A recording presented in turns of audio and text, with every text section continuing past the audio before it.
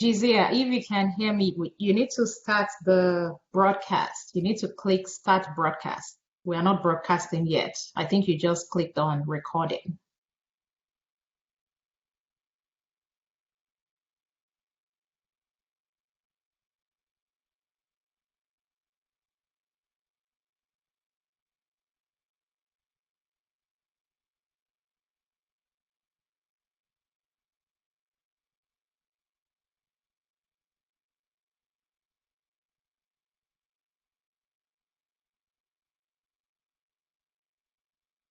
You're good, Doc.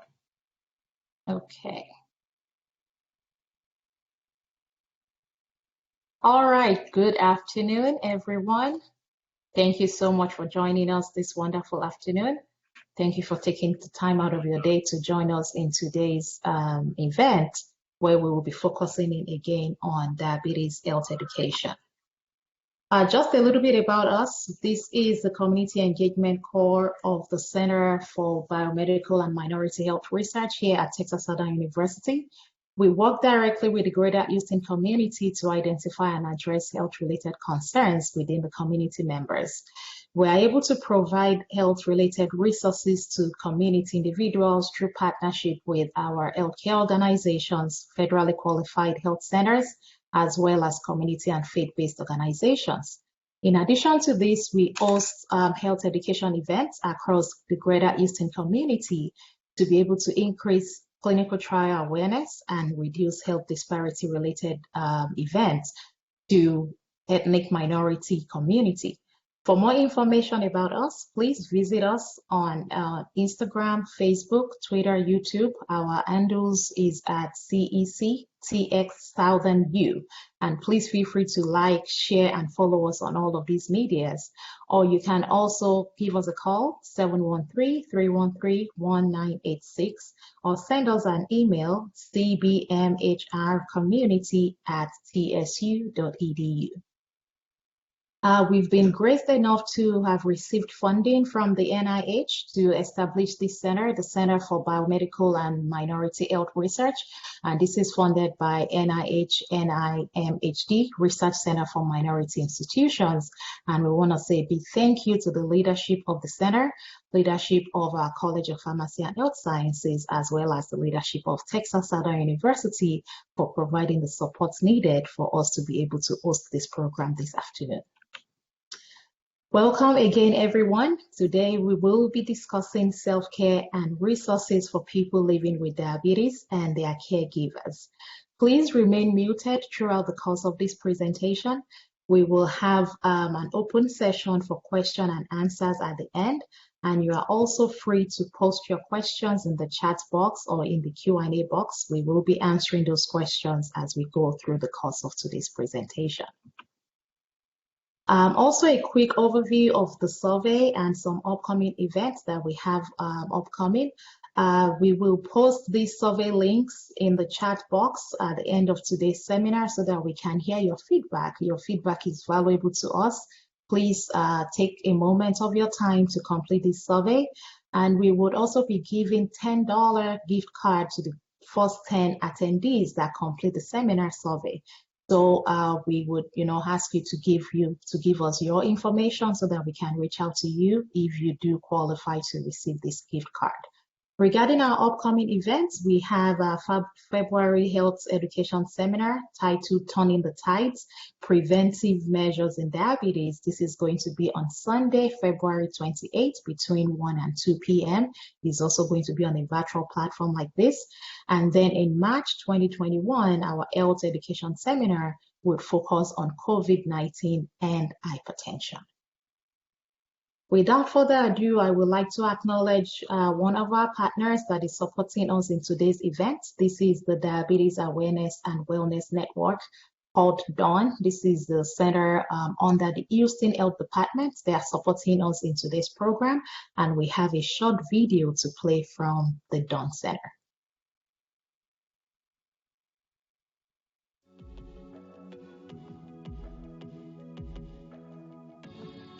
We all want to be healthy, to feel good and function better.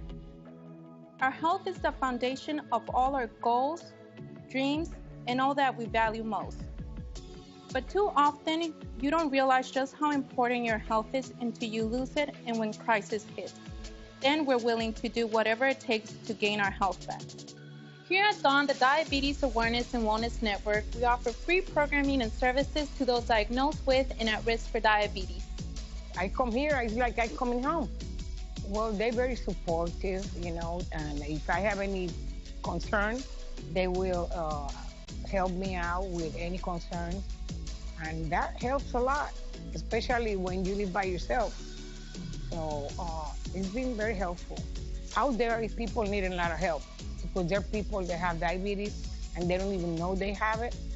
And that's why so many people are in a lot of trouble, health trouble. I learned how to eat right, put more attention to my health, and be more active also. Because when I came, I was like almost 300 pounds. So it's been hard, but it's been great because they're very supportive. At DAWN, members enjoy a full one-stop shop for diabetes and wellness education. We provide lifestyle enhancement to improve disease management and quality of life. Active living, healthy eating, self-management, health connections, health coaching, and community engagement. Enrollment is free, so become a DAWN member today and take control of your future.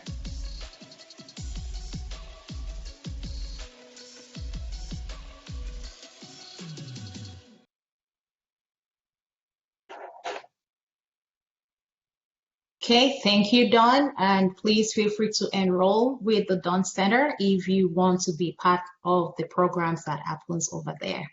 And they've also sent their representative here, so if you have any questions, they will be willing to take your questions during the course of the presentation today. All right, I will go ahead and introduce our speakers for today. Our very first speaker comes from Baylor College of Medicine.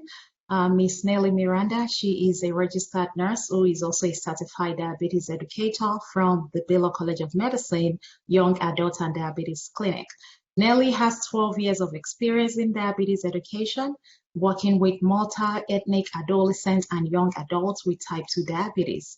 Nelly also leads diabetes continuing education program for health professionals and community support groups, providing quality evidence-based management and lifestyle interventions to improve health outcomes. Our second speaker for today is going to be Miss Michelle Hughes. She is a social worker with 20 years experience supporting and educating patients with chronic and terminal illnesses. Currently, Michelle provides case management at HCA Healthcare Healthcare in Clear Lake. She is also a practicing therapist in private practice with an interest in the thoughts and behavior that gets in the way of full wellness. Michelle holds a Master's of Social Work and Bachelor's of Science degree from the University of Houston. So everyone joining us today, thank you, and I will turn over to Nelly for our presentation. Thank you.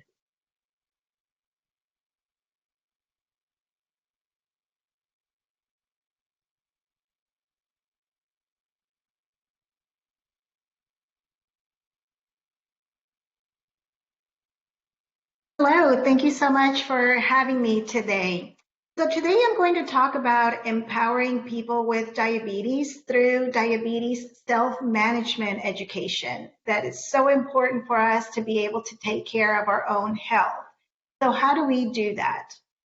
By the end of the session, you will be able to describe what is diabetes and some of the tasks that are needed to self-manage at home, list the ABCs of diabetes, and create one meal using the plate method, and being able to set a SMART goal. So first, let's just take a step back and think about those that are impacted by diabetes. It could be ourselves, it could be a family member, or it can be a friend. So what all do they have to do in managing this disease? And that's what we're going to explore today. So first, learning about diabetes, just what is diabetes? So normally when we eat food, the food is broken down into glucose in our bloodstream. The body uses glucose for energy to get, in order for it to function. But we need to get that glucose from the bloodstream into the body cells. And for that, we need insulin. Insulin is very important, and it's something that the body is actually already making. So this insulin is made in the pancreas. With diabetes, the defect is that the food we eat cannot be used for energy because the body is not making insulin, not making enough, or the body is not using the insulin that it is making the way that it should. So the glucose stays in the bloodstream, and then we have these high blood sugar levels, has nowhere to go, it's trapped in there. So I like to think about insulin as a key that opens the door to the body cells to allow the glucose to come in for energy. So when we're experiencing these high blood sugars, some of the symptoms may include feeling very tired. We may be very thirsty, so we're drinking a lot of water. We're going to the bathroom a lot, oftentimes at night. You may lose weight without really trying, feel very hungry all the time, blurry vision, infections that are difficult to heal. And for some people, there's some numbness and tingling in the hands or feet. So any of the symptoms that you see here, talk to a doctor, explore whether this is diabetes related or not. If you have already been diagnosed with diabetes, these may be symptoms that you may be experiencing because blood sugars are still high. So whatever treatment regimen you're on, it may need some adjustment. So when diagnosed with or when tested for diabetes, they may tell you that you're in the normal range. So that would be here in the green part, pre-diabetic, so not quite diabetes, but not in the normal range. So before diabetes is diagnosed, or they may tell you you are diagnosed with diabetes. So the doctors will order some testing to be done. This can be done by random blood sugar check. It could, on 2 occasions. It could be by going to a lab and doing a 2-hour oral glucose tolerance test, or it could be by measuring the A1C, or the average of blood sugars in the past 3 months, and that gives you a percentage. If you're above 6.5 of this A1C test, then you are considered a person with diabetes. So then the doctor will ask you to check blood sugars at home by using a glucometer, a meter. So a meter is a device that is used to check up blood glucose levels, and typically is by doing a finger prick and inserting a testing strip into the glucometer, and then it measures the blood sugars. The number of times that you have to check your blood sugars really depend on what the goals are. Are we just monitoring blood sugars right now? Are we working toward a goal? So all of these things are individualized, and the doctor will tell you what your parameters are.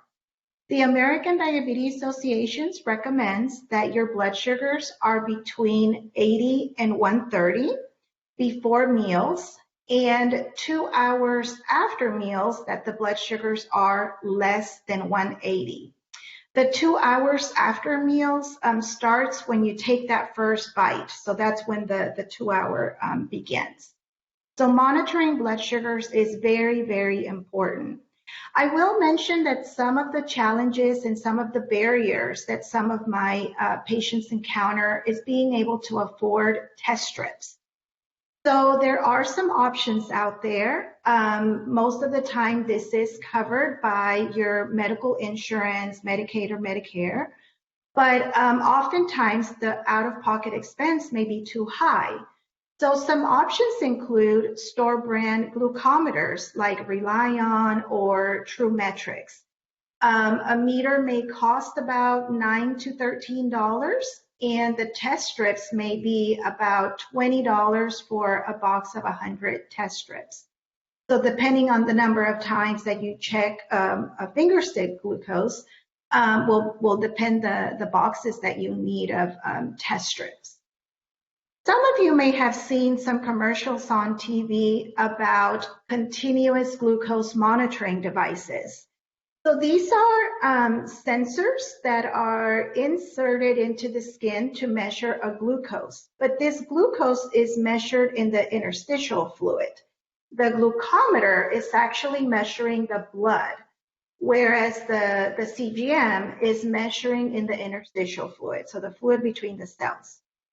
This is measuring a glucose every few minutes. So you wear this sensor 24 hours a day. Now I have three of the most common ones. So the first one, you change the sensor every 7 days, and it works with an app. The second one, you change it every 10 days. It also works with an app, but there's a handheld reader that you can have. And then the last one, you change it every 14 days, and it can also be used with an app or a reader.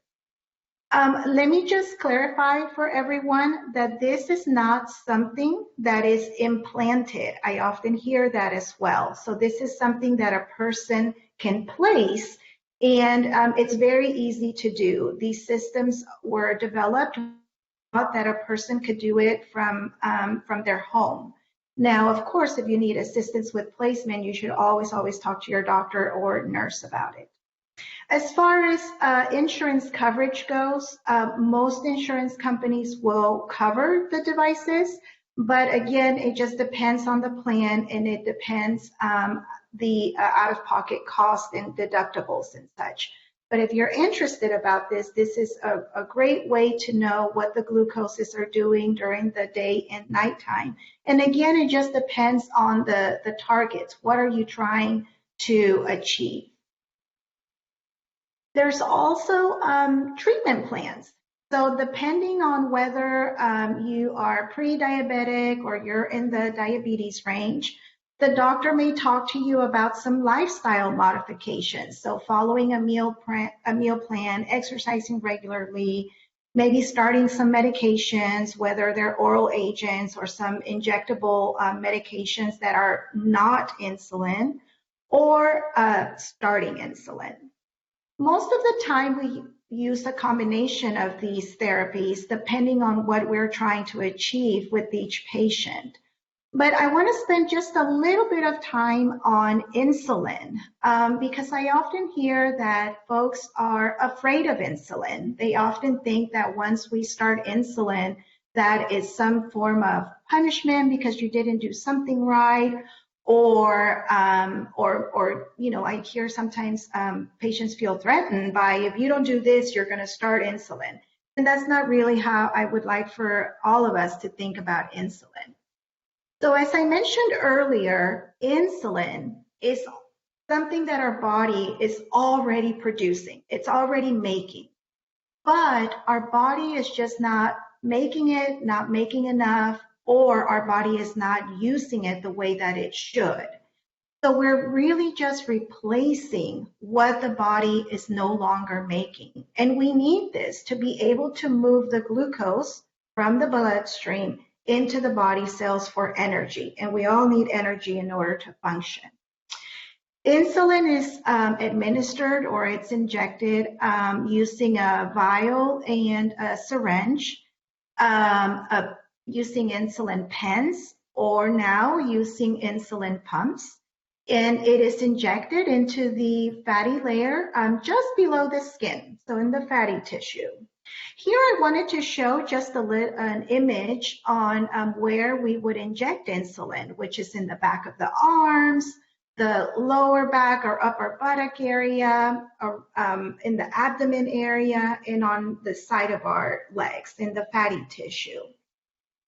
It's important to note that we would want to rotate our injections to make sure that we allow the skin to heal properly, and so that when we are injecting, that our body is absorbing insulin correctly. So I always tell my patients, if you're going through all the trouble of injecting, I want to make sure that the insulin is working properly, and being absorbed properly. So make sure that we are rotating. So insulin, depending on the type of insulin that you use, may cause or may put you at risk for low blood sugars. So we ask folks to make sure that they're always carrying a meter with them, that they always have some type of treatment in the event that they experience symptoms of low blood sugars. So low blood sugars may occur because we may have skipped a meal. We went too long without eating. Maybe you've become more physically active than usual. Maybe you took too much insulin or you didn't finish your meal. And of course, some of the other oral agents, maybe one of the side effects is low blood sugar. So that may cause a low. Some symptoms may include feeling dizzy, feeling shaky, sweaty, clammy, feeling hungry, nervousness, or feeling irritable. So if any of my patients with diabetes are just not feeling like themselves, I always say, let's do a finger check. That's not going to, it's just going to give us information. So do a finger check just to make sure. So if you think about it, some of the symptoms of low blood sugar can sometimes be confused with being drunk, right?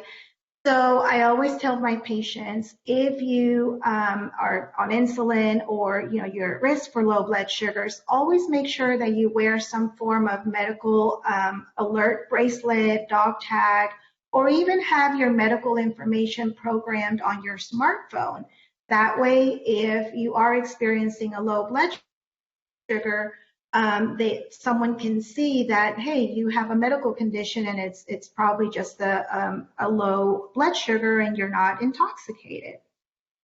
So to treat a low blood sugar, well, let me back up. A low blood sugar is considered if the blood glucose is less than 70. And the treatment is, if you are conscious and you are able to swallow safely, you should eat or drink 15 grams of fast-acting carbohydrate, such as half a cup of orange juice or regular soda, 3 to 4 pieces of candy, 3 to 4 glucose tablets, or 1 tablespoon of sugar, honey, or syrup.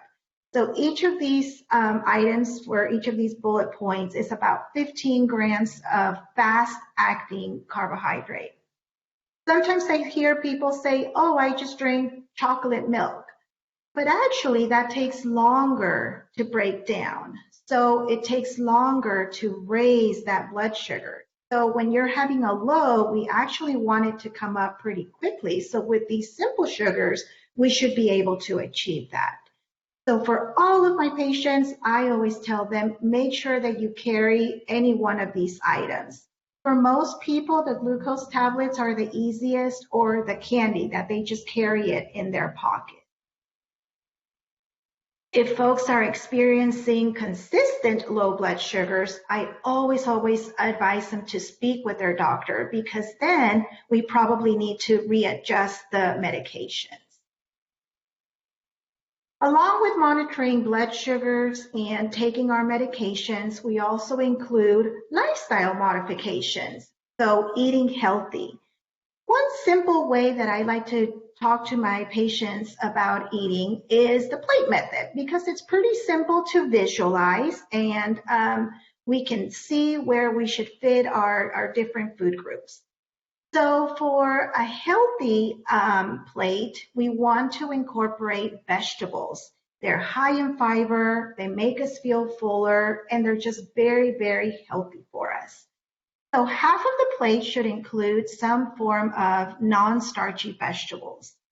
1/4 of the plate should include starches. So that's going to be about a cup, or about the size of your fist, of rice or pasta, beans, or a couple tortillas.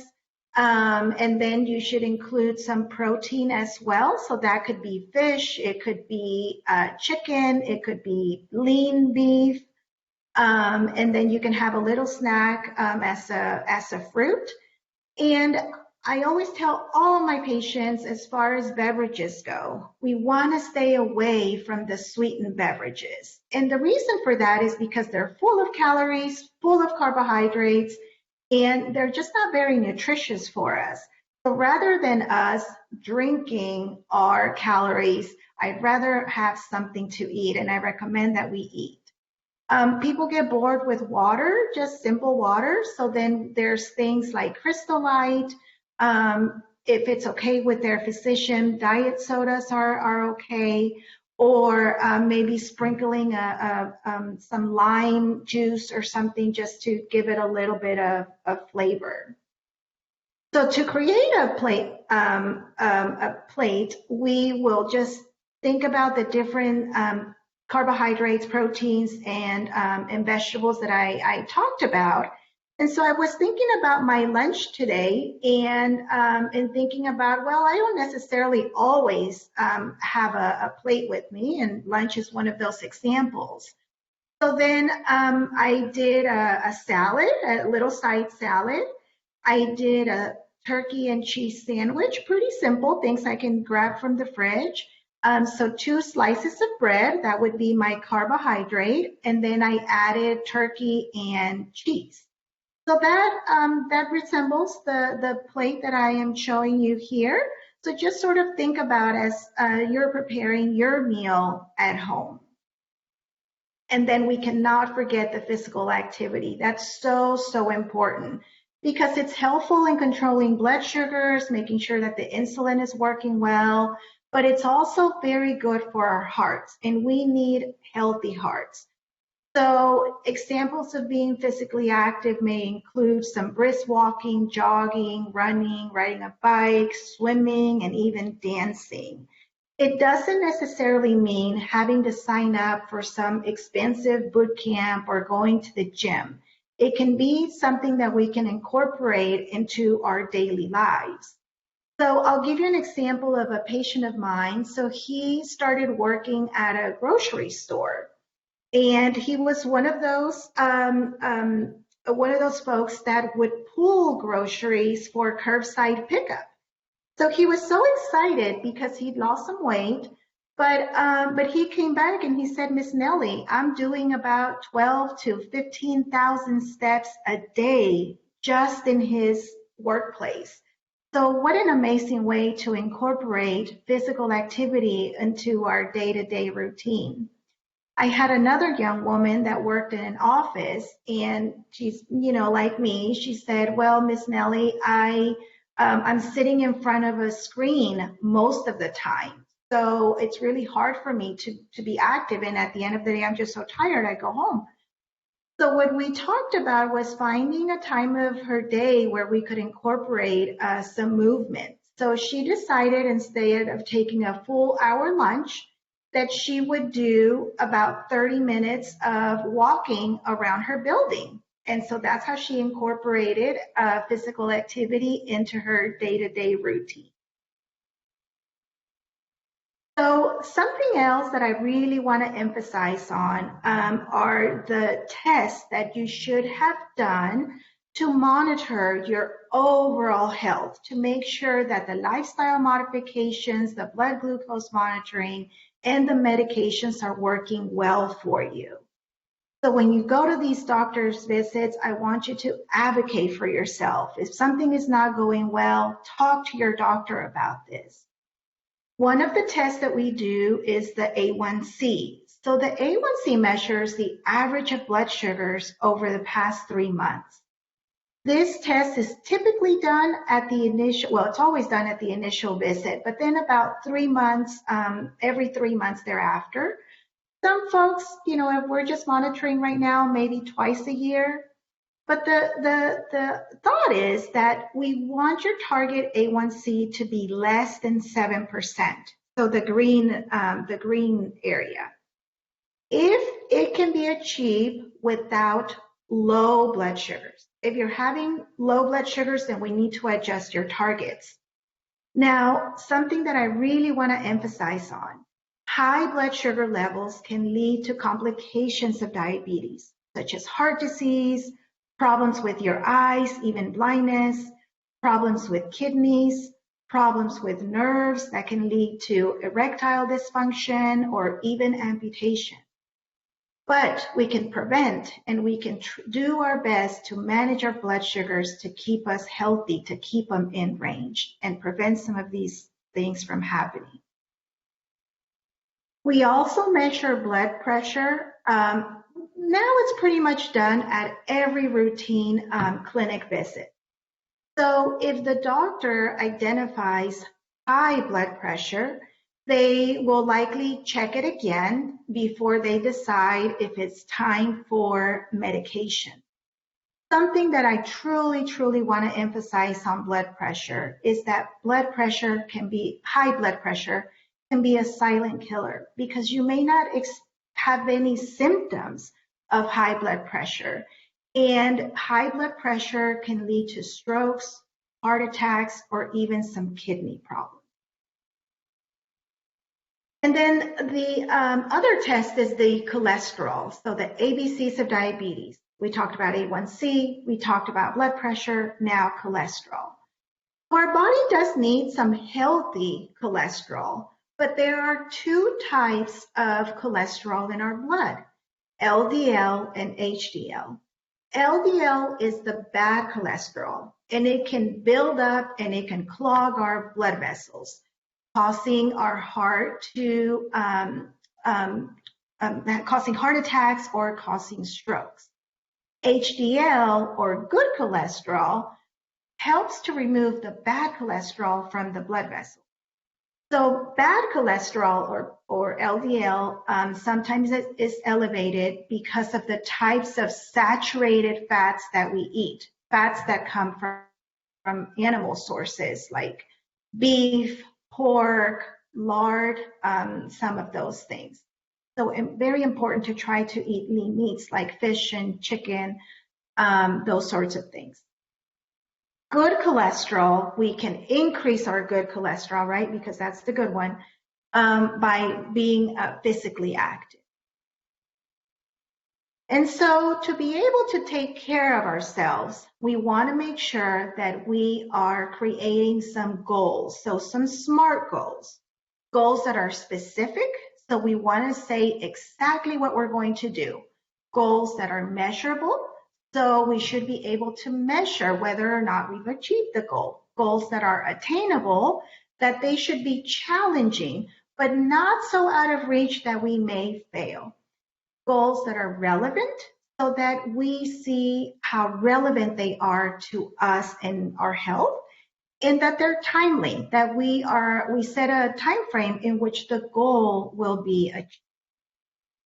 So an example of a SMART goal, and this is something that I personally have been working on, is to start exercising again. So with the pandemic, you know, like most of us, I've been sitting in front of a screen and not moving as much because we can't go to a lot of places.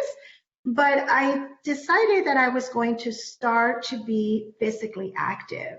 So my goal that I set for myself was that I would jog for 30 minutes 3 times a week with my friend after work for the next month.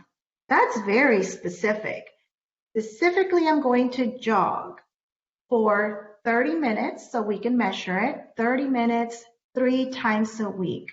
It's relevant to me and it's attainable because I cannot do more than 3 times a week with my work responsibilities, my home responsibilities. 3 times a week is the most I can do, and 30 minutes is doable. And I will try it for the next month. At the end of the month, I will revisit my goals. So I have a little calendar or like a little chart where I do little check marks to mark when I've gone jogging with my friend. And by the end of the month, I will look back to see whether or not I was able to go 3 times a week. And if I didn't make 3 times, then I'll try to write a note. But if I don't write a note, I can usually look at my calendar and see what happened. And so then I will maybe readjust my goal and look at some of the barriers. So maybe I worked late, maybe I was traveling for work, what got in the way, and try to troubleshoot and find ways to overcome those barriers. And so with that, I hope that you have learned a few things with managing diabetes at home, and that you will be able to create a SMART goal for yourself that it's achievable. In summary, I really want to just say that you are your best advocate. You have to speak up for yourself. If something is not working well for you, talk to your doctor. Having side effects from medication, talk to your doctor. If you can't afford medications, talk to your doctor. We can often find different treatment regimens and such, but you are your best advocate. You can do this. And you don't have to do this alone. You have a whole village around you that really, really wants to help you to make sure that you are healthy and that you are living your best life. And some of the sources I use for this presentation is information from the American Diabetes Association, the American Heart Association, the Centers for Disease Control and Prevention, and the Association of Diabetes Care and Education Specialists. All of these places have some wonderful education materials that are free and wonderful recipes and suggestions to have a healthy life. Thank you so much for your time, and I will stick around for any questions.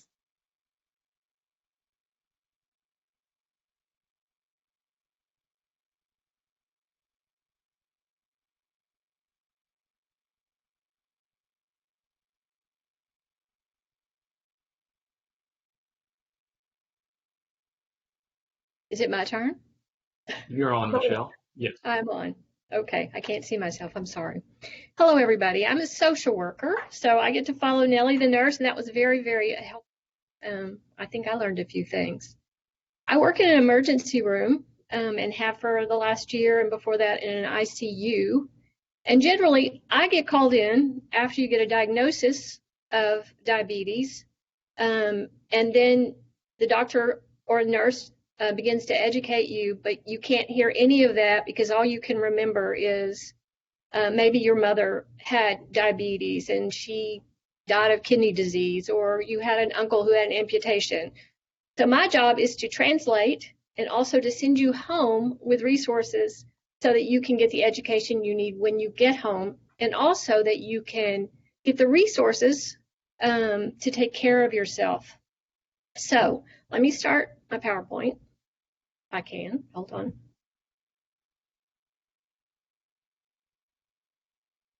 Where did it go? Can you see it? Not yet. Remember, Okay. share the. Okay. Yes. Because I disconnected. Hold on. Sorry, you guys.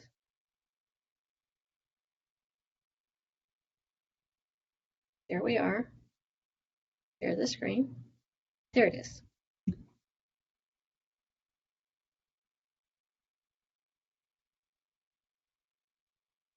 Can you see it? There.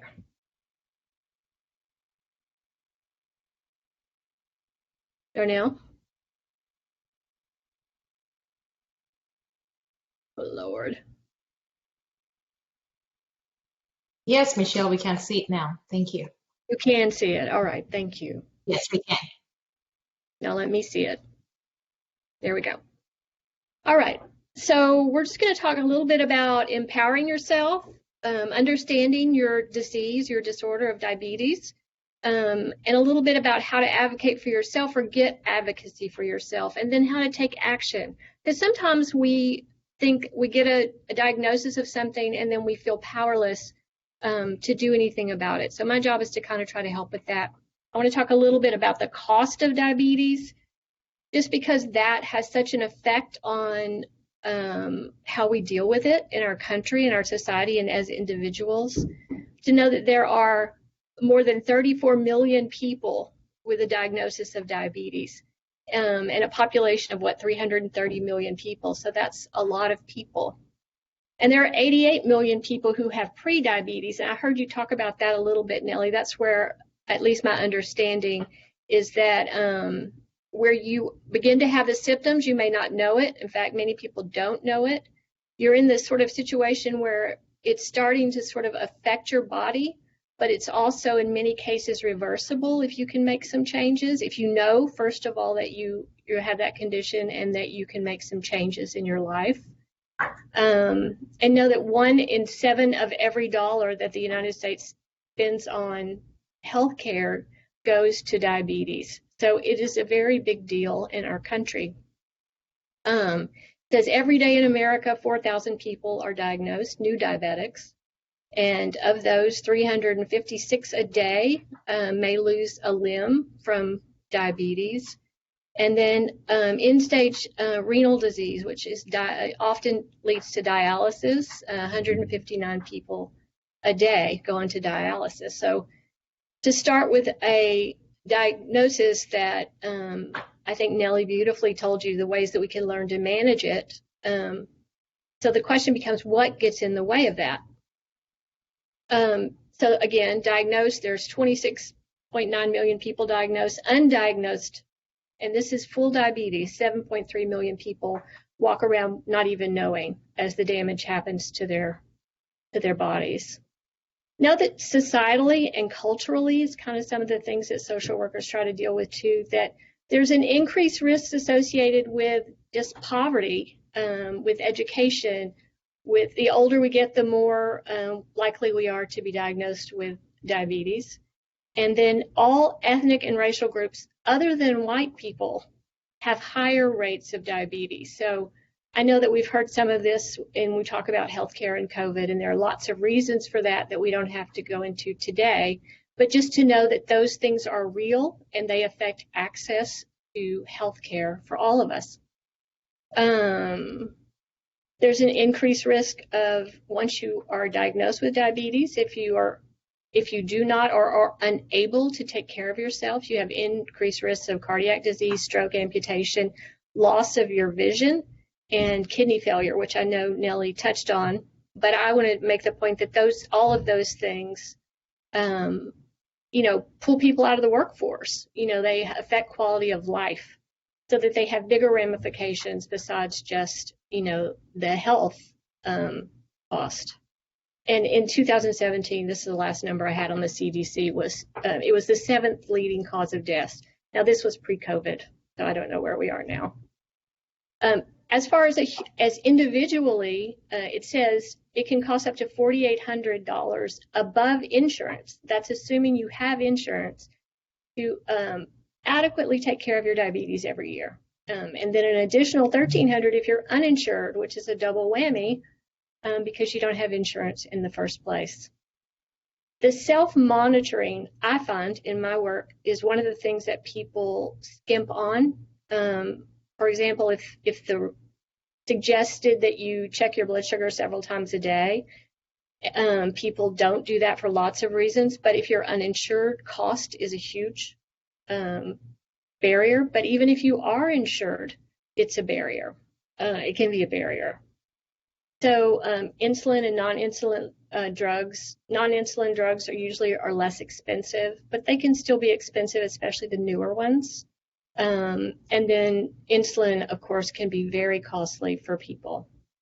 Because there's the insulin, and then there's the syringes, and then the test strips and that sort of thing as well. I think this is interesting just to talk about our culture, is that since 2014, insulin list prices have gone up 50%, and non-insulin has gone up 75%. Medical supplies have also gone up, which we already couldn't afford it, and then those prices continue to go up. So, and that doesn't include comorbidities. So as you mentioned, often with diabetes, you have hypertension and other things that go along with it that also are costly. They often refer to diabetes as the silent killer, especially early on. You have symptoms, dry mouth, those sorts of things, but it really, when you're in pre-diabetes, those things, you may not notice them. They may have come on so slowly that you don't pay attention. You learn to live with them. And like I said, the damage is being done to your body. It's also the opportunity that if you can change the things that they talk about, like shift the way we eat, increase our movement, reduce stress, all kinds of things. If that's the window where those things can really make a difference. So I'm very, very particularly interested in, as individuals, once we get a diagnosis, what goes on in us that we either jump on board, make a lot of goals, and we change immediately, which I find that most of us do not necessarily do that right after first diagnosis. What gets in the way and what can help with that? So one of the things I know gets in the way is literally cost. If you're uninsured, one of the examples I say is like the testing strips. So the recommended is 70 strips a week. So I think I heard you say $20 for 100. I don't know if that's true or not, but even $20 a week, if you're living on minimum wage or less, or you're unable to work because of your illness, that becomes one of the places where people skimp on the taking care of themselves. Access to healthcare, of course, is a huge problem for folks with diabetes. In the emergency room, often what we see is folks come in, either have run out of their insulin and can't get it. They don't have access to a primary care physician to even get the prescription, so they'll come in after their blood sugar is out of control, and they'll get their prescriptions in the emergency room. That'll last them for a month or 3 months. We try to resource folks as to where to go next, but that is not always as easy as I, as a social worker, think it should be. So that is one thing. It's inconvenient, especially to, you're going about your life and to carry your test strips around to check your blood sugar several times a day, every time you eat, before or after.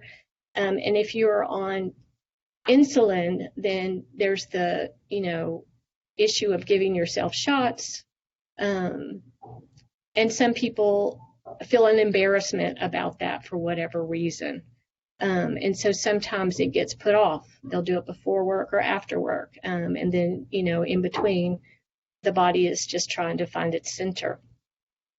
It's uncomfortable to stick your finger with those, to get the blood for the test strip.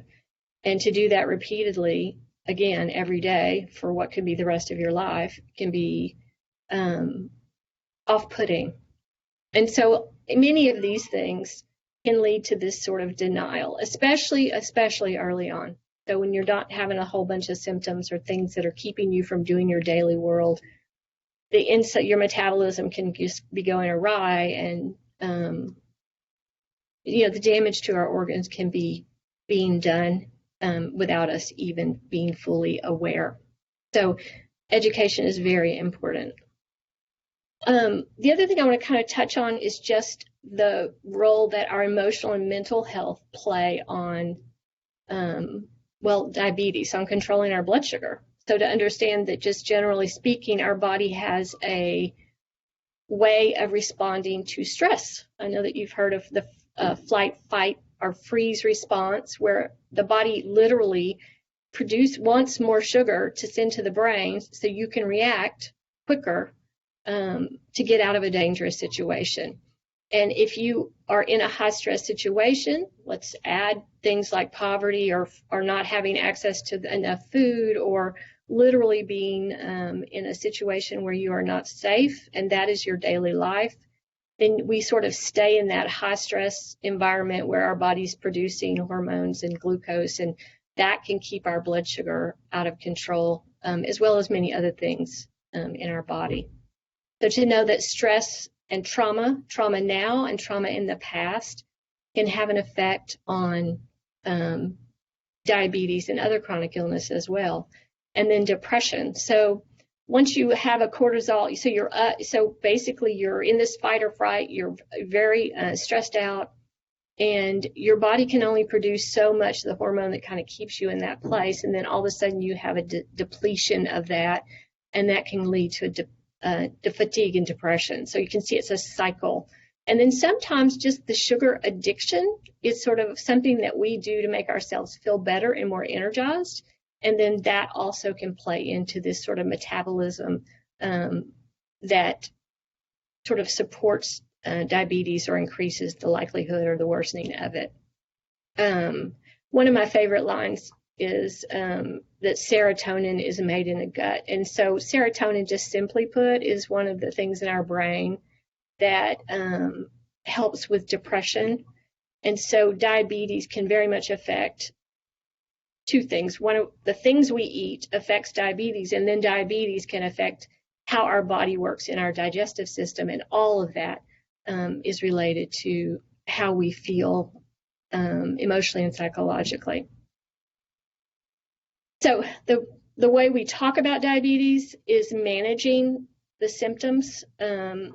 Nelly did a very good job, in my opinion, of talking about how we talk about medical management. And I think most people's exposure to education is the down and dirty diabetic education. And I'll have to say that in the hospital I work for, which is a smaller for-profit hospital, people do not get adequate diabetes education. So it's very nice to see that we have full-blown education in other hospitals.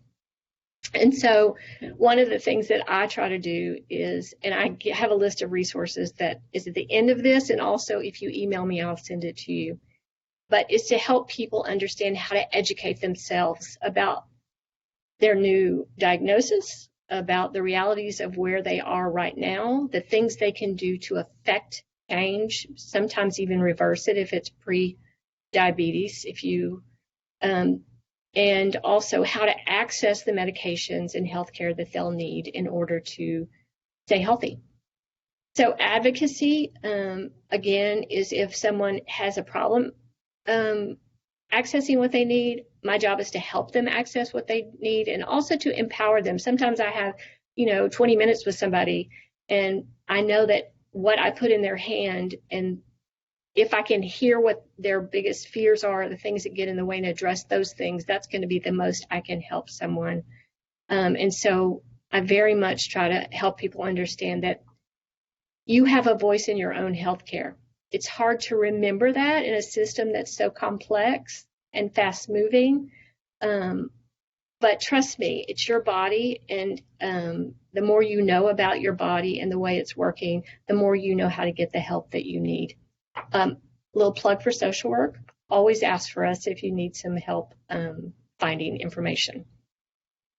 Access. So once you establish some sort of health care, and I have some resources later about how to access that if you do not have access to insurance through your employer. But once you have access to a doctor, or however that comes, then you can get medication and supplies. If you do not, it's very difficult to do that. And then action, which is prevention. It's very good to hear that the next month's seminar will be on the prevention aspect of this, because let's face it, that's where we have an opportunity to change outcomes. And then management, and then reversal of symptoms again. And we don't always talk about that. I heard Nelly talking about, I'm going to use the word shaming, so we can sort of say to people, you know, if you don't change everything about yourself, the way you eat, and become a marathon runner, I'm exaggerating, of course, then you're going to end up on dialysis, you're going to end up on insulin, those sorts of things. I have rarely found that to work on anyone. But to have the real information about what your options are does help people take care of themselves. So just lastly, to say that diabetes is both a disease and a symptom. So again, as I was talking about earlier, raised blood sugars can be a symptom of other things. They can be a symptom of infection. They can be a symptom of trauma that's unattended to. They can be a symptom of other things. So to know that it is not an all-defining thing. It is complicated, and it has many variables that we do have control over once we learn how to do that. These are some simple things that I sometimes share with my niece just about taking care of ourselves in general, but they will absolutely have an effect on diabetes. One is to feed the body. And when I say that, you know, we can say, limit your food here, you can't have that anymore, no more of this. Again, I find humans do not respond very well to that. This feeling of deprivation does not motivate us generally to change behavior. And so I like to talk about it as if this is my body, and if I feed my body real food, I feel better. My body is healthier. So do I say get rid of all sugar? No, but understand the effect it has on your body. And then if you just substitute by putting in a little bit more green stuff, then test it. How do I feel? Often people feel better, and they start to make those changes based on a positive instead of a negative. Movement also. Again, you know, some people don't like to go to the gym. Some people don't like to count their reps. And yes, I'm speaking for myself. So, but to just talk about letting the body do what the body likes to do and feels good doing, sweating, being out in the sun, and the word play, which adults don't use enough of. What we're doing should be fun. It should be joy-filled. It should feel good. So does it feel good to start walking long distances if you haven't done it in a long time? No, it doesn't normally feel good when you start it, but when you're finished, it feels good. So sometimes it's just about moving through that.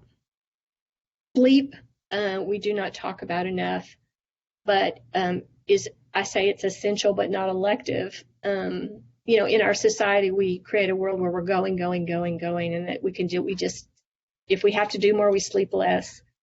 We know that blood sugar issues are more prominent in people that work night shifts. Again, it's a built-in stress. So again, this body as a system, and understanding all the variables that have an effect, and then controlling what you can control, changing what you can change.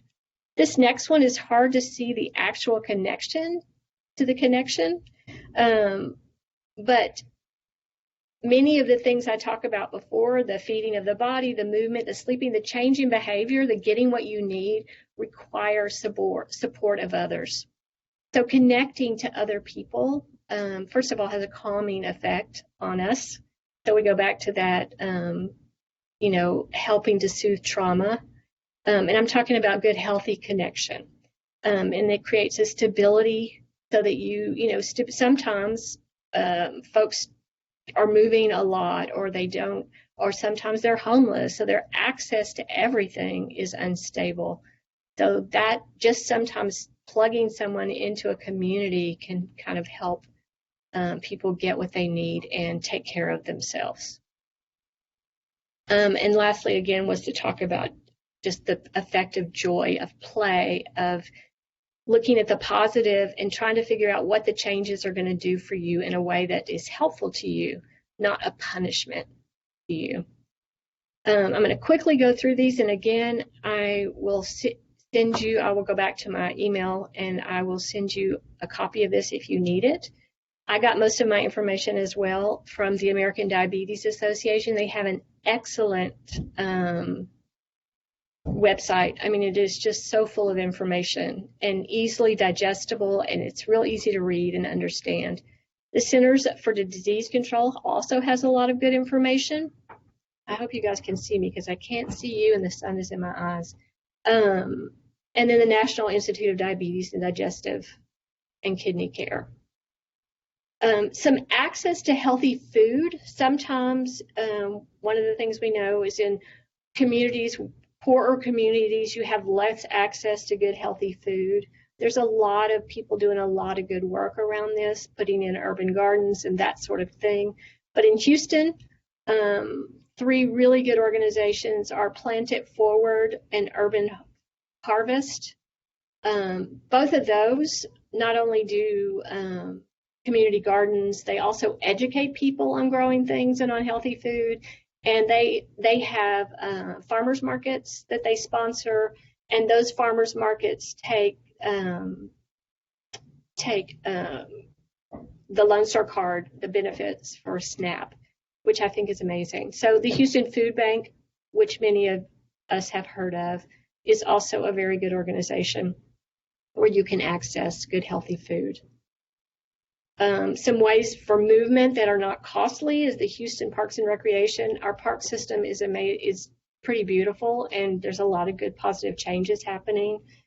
This website can help you find a place close to you. You can just get outside, take a walk.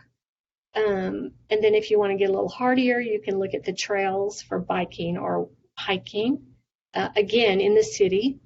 And then the YMCA is just something I threw in, is they do have a sliding scale, and it's a nonprofit, so you can ask for assistance if you need it for team sports, for exercise. They have programs for children and the elderly. Specific to healthcare in Harris County, so if you don't have access to private insurance, or you can't afford private insurance or to pay out of pocket for healthcare, which most people can't, there's the Affordable Care Act Marketplace, which is just healthcare.gov. You go figure, you fill out a form, they tell you if you're eligible or not, what you're eligible for. The Harris County Health System, which is everywhere in the city and all over the county, surrounding part of the county. So they have hospitals, they have mental health access, they have clinic access. Once you get plugged into that system, then you can get the medications and the doctor access that you need if you're eligible. And then Texas Health and Human Services. They have a great website called Your Texas Benefits, where you just, again, plug in your information and they can tell you what you're eligible for of all the programs that are state and federally sponsored. So that one website is very helpful. Now, I do understand that some of us are less fluent in internet, but I always say find a grandchild or a child or a social worker to see if they can help you figure out how to learn to navigate that, because we have access to all the information in the world, I tell my kids. And then medication and supplies is trickier, because one of the things that I find that gets in the way for folks trying to get assistance with medication if you are uninsured is often the programs like Partnerships for Prescription Assistance kind of reaches out to all the pharmaceutical companies and tells you which ones have programs for your medication. There's a form to fill out, but then often they want to send the medication to your primary care physician, which you may not have one. So sometimes that really gets in the way of access. So if you can establish a primary care physician through a local clinic or through the Harris County system, then that person can help you navigate everything else. And then there's GoodRx is just a big organization that you can go online, and they basically do internet search of all of the medications, all the places that have the medication you need, and tell you what the pricing is with or without insurance. And there are other ones too, but that's the big one that can be very, very helpful. So that's it. Thank you, and I will stick around for questions. I can get back to you guys. There I am.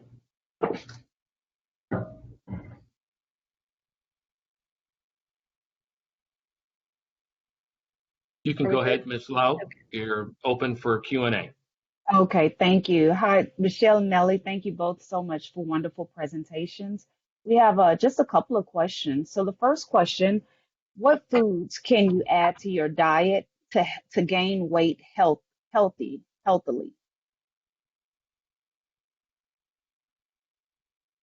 So I will first start with just making sure that you talk with your doctor to talk about some goals and then just to assess your overall health and what you're trying to achieve by gaining weight.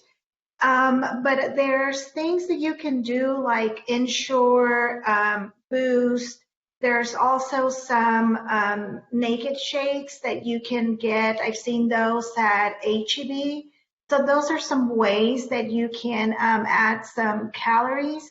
But I will certainly say that chat with your doctor, just depending on the types of goals that you're trying to achieve. Thank you. The next question, I have chronic stress and have had emotional trauma. I don't believe that I've properly dealt with either. I believe that I have grief, anger issues. Are there psychological health services available for the non-insured? Do you want me to speak to that? I was going to say the Harris Health in Houston, there are many places, but the Harris Health System is the biggest, and that you can connect in that way. There's also Montrose Counseling Center, Family Service Center. There are other nonprofits in the city. If you want to email me, I can certainly help you with that list. But yes, it is available. It's not always easy to access like everything, but it's certainly available.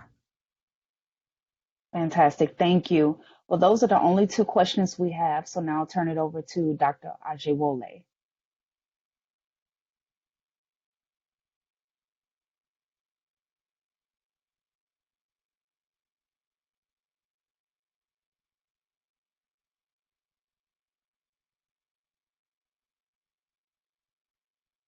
Everyone, thank you all, Michelle and Nelly. Thank you for such an informative session over the past hour. And very much thank you to all our attendees for staying in and staying engaged through the course of today's presentation. We really appreciate you spending an hour of your afternoon with us, and we believe that you've been well informed and empowered to take charge of your health. And, as we continue to improve in managing diabetes and actually, turning the tides on the trend of diabetes incidence in our community. We've already posted the links to the survey. Please, we would like to hear from you. Share the information you know about today so that we know what we can do better in the future, as well as other areas that you want us to speak about in our upcoming seminars. And like I said earlier, we will be giving away $10 gift card to the first 10 attendees that complete the survey during today's seminar. Also, a couple of reminders. Our February 2021 health seminar is going to be on turning the tides, preventive measures in diabetes. This is going to be on Sunday, February 28th, between 1 and 2 p.m. And then in March, we will focus on COVID-19 and hypertension. We would also like to hear back directly from our community members. So we will be hosting several virtual community conversations. So please save the dates. The very first one is going to be on February 13th. This is going to be on a Saturday at 10 a.m. on Zoom, where we would like to have a conversation with community individuals about diabetes. Now, you should let us know what is happening. How are you managing diabetes? Are you caring for someone who has diabetes, or are you living with diabetes as a person? So we will be giving $50, in compensation of your time for that experience. So please reach out to Asata at sakofaresearchinstitute.org, or you can also get more information on all our social media handles. The same way, we would also have a virtual community conversation on COVID-19, very important and timely topic. This is going to be on Saturday, February 27th at 10 a.m. This is going to be on Zoom as well, and we will also be giving a $50 compensation for your time. So please feel free to reach out to us so you can get more information regarding this type of participation. We also want to let you know that please follow us on all social media handles on YouTube, Facebook, Instagram, and Twitter. This is our logo. This is our handle at CECTX Southern U. So this is who we are, and we really want to, continue to work with you and continue to build relationship with you. Ultimately, I want to say a big thank you to each and every one of you for spending this afternoon with us. All the slides and the resources shared during today's presentation will be available on all our social media platforms. And if you complete the survey, you give us your email addresses, we will share the resources with you directly by email as well. And I want to say a big thank you to all the members of the Community Engagement Corps and for everyone that has supported us in today's presentation. Thank you to our speakers, Nelly and Michelle. We appreciate you for your time. To Dawn from the Houston Health Department, thank you for supporting us in today's presentation. To Mr. Daniel Joseph, helping us on the back end, making sure that our IT runs smoothly, a big thank you. Big appreciation to the leadership of the Center for Biomedical and Minority Health Research, to the leaders of the College of Pharmacy and Health Sciences, and also to our very own leaders of Texas Southern University. Thank you for allowing us to host this event, and we look forward to working with our community in the future. Thank you, everyone. Be safe and be healthy. Bye.